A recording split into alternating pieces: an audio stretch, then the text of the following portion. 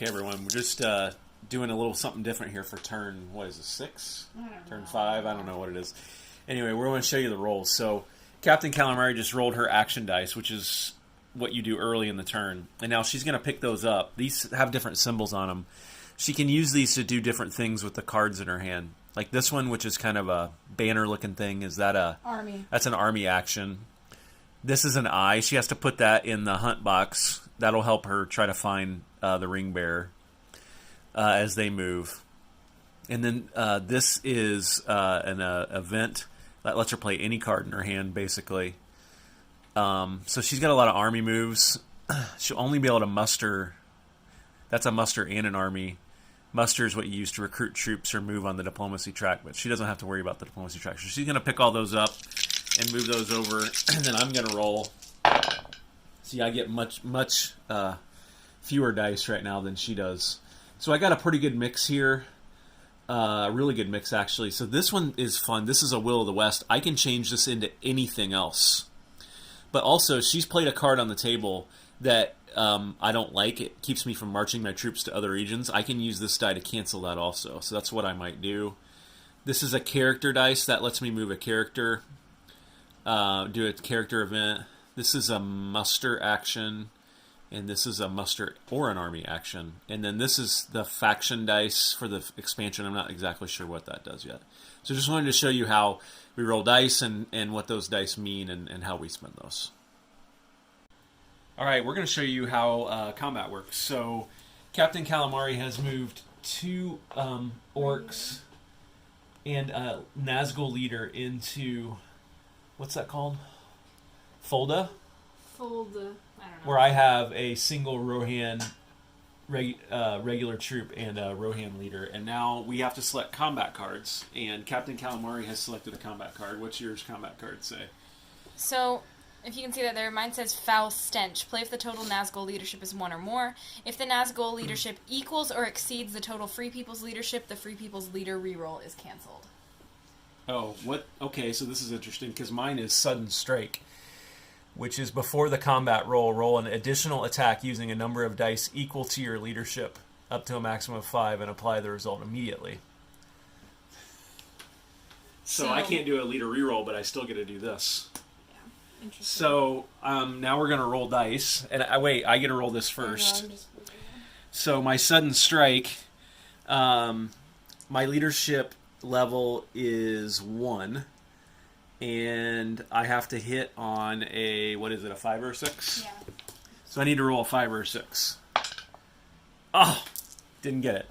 All right, so now you roll 2 combat dice because I only have 2 she dice. has 2 units, so she rolls 2 dice. And I also hit on 5. She needs to hit on a 5 or a 6. She got 1 hit, which is all. Leader reroll. She gets a leader reroll, which is another hit, which she didn't really even need because I only had 1 unit.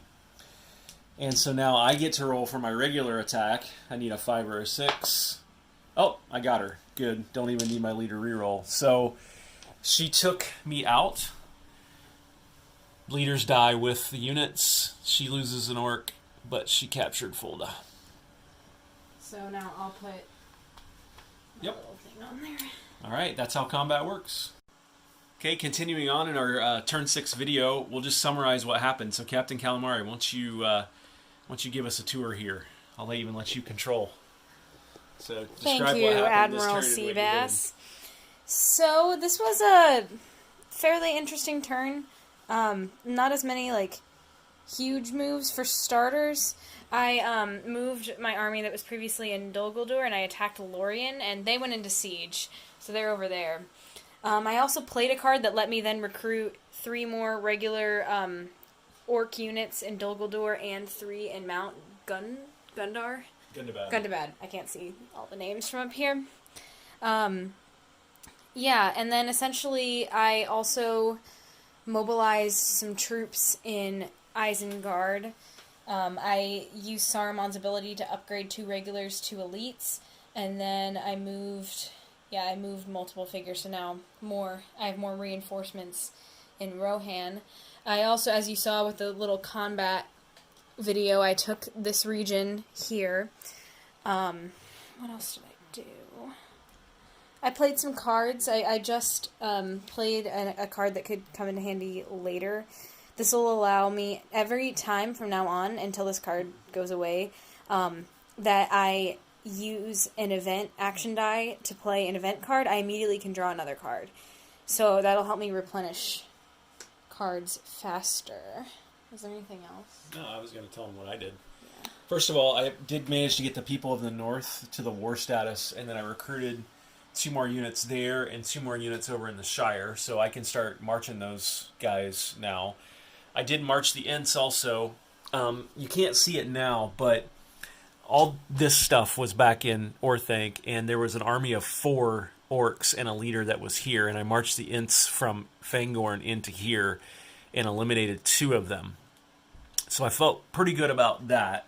And then I also moved the ring 1 more, so the ring has now moved 5, but she found me in the hunt for the ring and drew a corruption tile that had a 3 on it, which means I had to take 3 corruption damage from the ring. So that's a going concern for me as well. So that's basically my big things this turn were using the Ents to whittle down the orc armies a little bit, getting the people of the North into the war, recruiting some people in the North, moving the ring 1, and then I recruited 1 more Ent and put them in the Entwood there as well. So that's how things went on turn 6. I would say victory points haven't changed yet, but that'll change pretty soon because the Shadow player is doing quite well in this game. So enjoy, everyone. Admiral Seabass and Captain Calamari signing off.